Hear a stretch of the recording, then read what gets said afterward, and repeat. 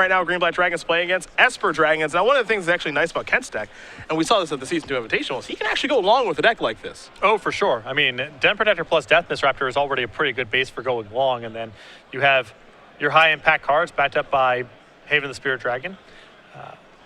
I think that the problem in the matchup on Kent's side is that his dragons aren't necessarily good. There's a lot of matchups where he plays where they're game over. Here, a lot of them can be answered fairly easily with removal spells.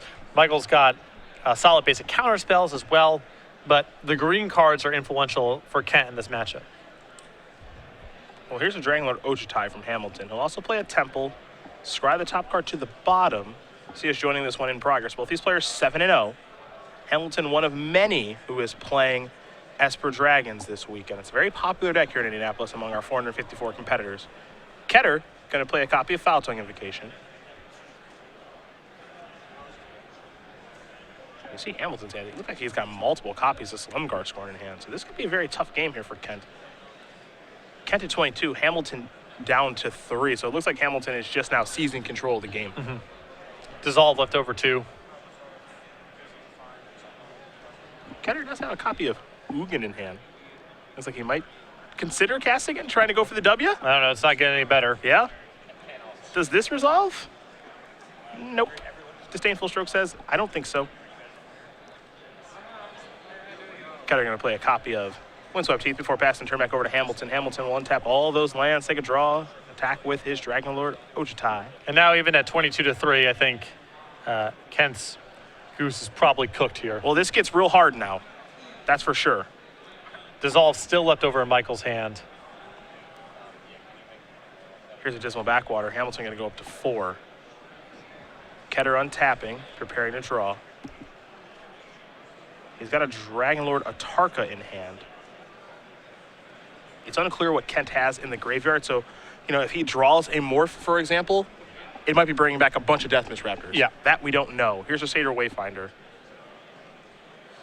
Couple of cards here for Ketter. That's 3 lands. Let's make it 4. If you're looking for positives, all those are in the graveyard now, and not in his deck. Not dead draws. Yep. There's a Dragonlord Atarka.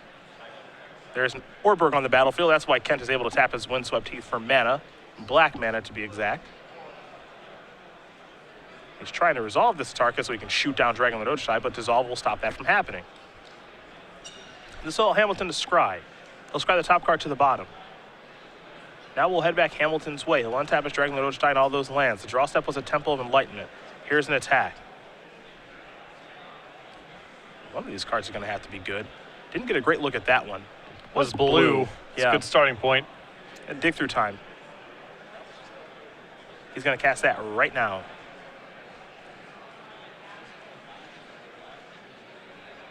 Going to delve away some cards here.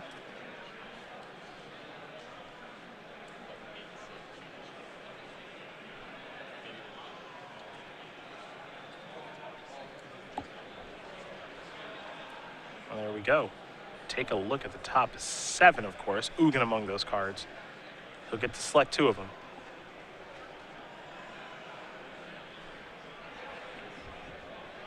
And all Michael is in the market for right now is counter spells. Yep. Just something to hold this game down. Just keep letting Ojutai go to work. Yeah. Ugin is not a bad consolation prize. Rarely is. That and Hero's Downfall. Here is Ugin. I've got a boatload of lands out there. Let's make sure he taps his mana right. Ugin going to take up and take care of that Satyr Wayfinder. Pass the turn back over to Ketter. Ketter will take a draw. He's empty-handed. Doesn't appear his draw step was very good. And you can see the clock here. This game feels like it might be Hamilton's. Well, Kent still has Haven in play. Yep. He can Haven back Dragonlord Atarka and kill Dragonlord Ojutai. So that's at least enough gas, I think, to play on for a little bit longer. Could also get back Ugin if you'd like. Not sure how much that weighs itself in. It looks like he's going to go that route. That's land for Ugin. Kent curious if this will resolve or not.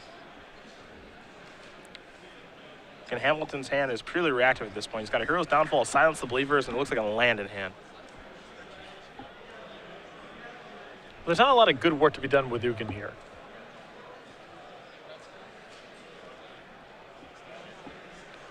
If you minus, then Ugin finishes off Ugin next turn. If you plus, well, Michael does fall to 1, and that gives Ken some hope of just being able to damage race out. Yeah, but 1 is not none. Yep. And I got a feeling if Michael goes to 1, he'll probably win the game. Yep. At 1. I think that's the issue.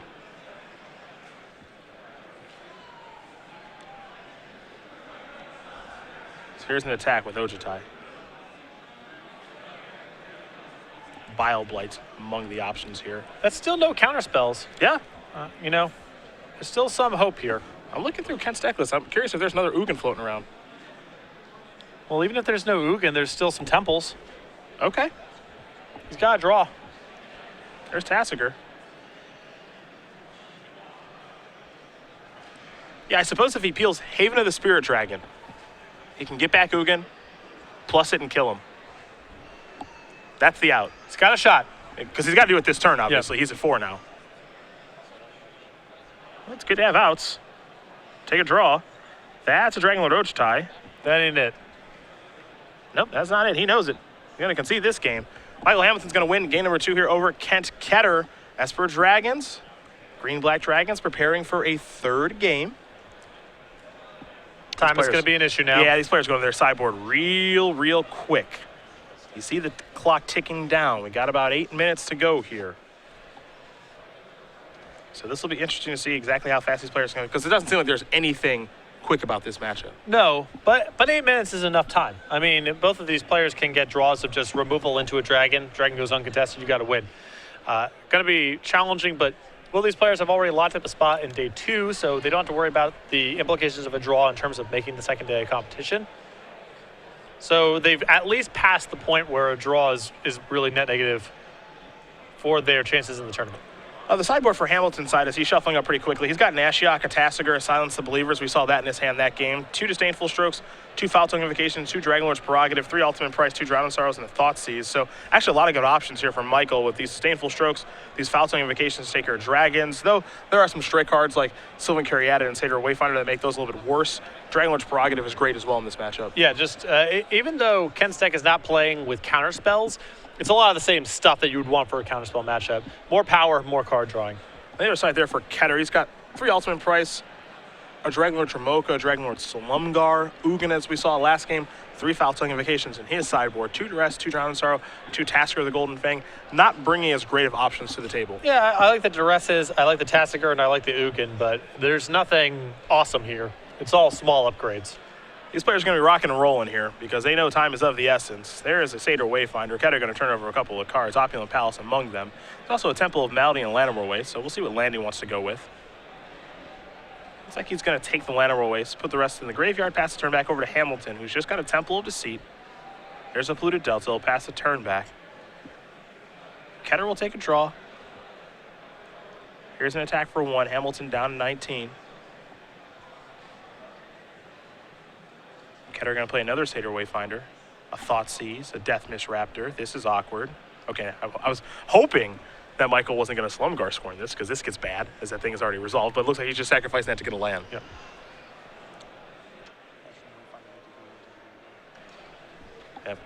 Kent accidentally put those cards in the bottom of his deck instead of in the graveyard. This is something that can be fixed, we hope. And Kent can actually show those cards to the table spotter, as those were the cards. One of them is Deathmiss Raptor. Much better in the graveyard than the bottom of the deck. Right. Curious mistake to make, since that's where you want that stuff to go. Yes, that is correct. When you're playing a little bit of speed magic, these things do happen. Now here's a Tasigur. Even better that they're in the graveyard now. Yep. Look at all that. This also puts Hamilton in the test of having a Slumgar Scorner or Counterspell. He has Disdainful Stroke here to take care of this. Pass the turn back to Hamilton. It's turn number 3 for Michael. He'll play a Temple of Deceit. Take a look at that top card. It's going to stay on top as we head back Ketter's way. Some chip shots. They do add up after all. Yep. This is kind of a nice draw for Kent to have with 5 minutes now on the clock. This is one of his more aggressive starts here. Of course, our crew fix is on the stack. Here's the Slumgar score. No reveal necessary. Does Kent have a land to play? He does in Haven of the Spirit Dragon. Curious if that's a misstep or not, because he could have played land first. Well, he wants to give himself the opportunity to hit off of Courser. Absolutely. I understand it is a little awkward, but you basically have to think your opponent has Slumgar Scorn and no dragon for that to enter your calculation. I think you're better served just trying to get the land. Bioblade will take care of the Wayfinders. And with how Kent's deck works, too, because it's a big mana deck, makes a little bit more sense there. Maybe he knows it's not realistic for me to just chip shot away to win the game. Let's see what this is going to be. That's going to be a Den Protector. That's timely, because there is a Death Mist Raptor in the graveyard. And time is of the essence. That puts 6 power in play. There's a Case of Coilos, and there's a Dragon Lord Ochitai.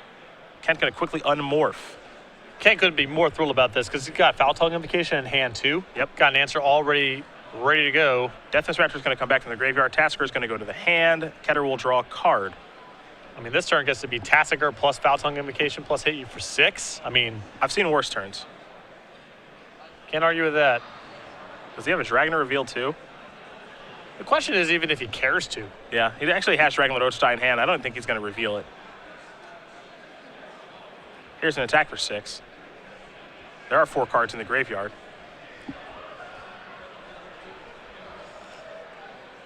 I play one way. I like to play Tassiger here. Yep, me too. I mean, Crux of Fate is pretty annoying. Well, then, you have Dragon Lord Ochitai next turn. Yeah. It's not the end of the world. Yeah, I like getting this out here. Only Foul Tongue Invocation in the graveyard, pass the turn back. Kent's deck can certainly shift into an aggressive game. You're seeing it happen right now. 3 minutes on the clock against a deck that kind of fumbles around. I'm looking to close this thing out. Absolutely. Here's Dig Through Time from Hamilton. He's looking to work his way back into it. But this is not a great time to cast Dig Through Time. When you're behind on the board like this, you don't have a lot of mana to operate with. Yep.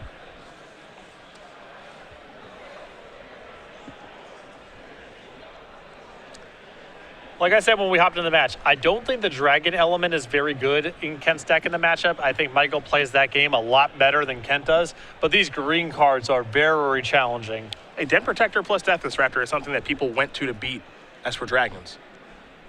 That was the winning combination. You see Hero's Downfall take care of Tassiger. So it's no surprise to see it be pretty good here. And now Ketter actually gets to put Hamilton in the rock and a hard play situation because he can play Dragon Lord Ochitai and say the Crux is no good. Yep. And if I'm Kent, I'm definitely casting Dragon Lord Ochitai. Me too. Michael's one out in this situation is Crux. I don't think there's another card that gets him out of this because typically Esper Dragons doesn't play End Hostilities because they can use Crux in their favor. And on top of that, there's just only so much white mana in the deck too, and Hostilities is pretty hard for them to cast. That's going to get the job done. Kent Ketter is going to win this match here over Michael Hamilton 2-1. Green-Black Dragons will take care of Esper Dragons. For Ketter, if you haven't seen the deck yet, I'll definitely advise that you do. He's 8-0 with this brew.